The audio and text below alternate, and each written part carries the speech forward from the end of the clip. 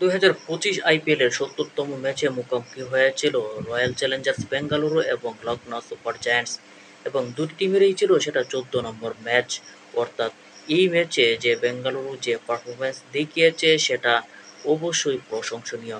বিশেষ করে যে বেঙ্গালুরু ক্যাপ্টেন জিতেশ শর্মা যে ফিনিশিং রোলটা প্লে করেছেন এবং 228 রান তাদের চেজিং ইতিহাসে যে সর্বোচ্চ রেকর্ডটা গড়ে জিতেছেন, সেটাতে জিতেশ শর্মার যে ক্লাসিক্যাল শটগুলো সেটি অবশ্যই দৃষ্টিনন্দন ছিল।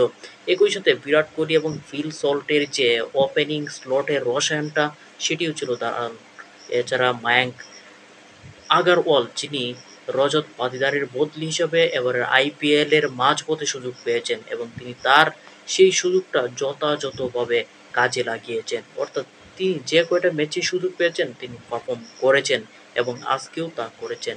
এবং তার আগে যদি আমরা লখনৌ সুপার জায়ান্টসের ইনিংসের দিকে তাকাই, সেখানে ওপেনিংয়ে নাম্বার 3-তে ব্যাট করতে আসা ক্যাপ্টেন ঋষভ পান্ত, তিনি 61 বলে 118 রানের একটা ইনিংস খেলেন, যেটাই ছিল এবারের আইপিএলে ঋষভ পান্তের কাছ থেকে আশানুরূপ একটা স্কোর।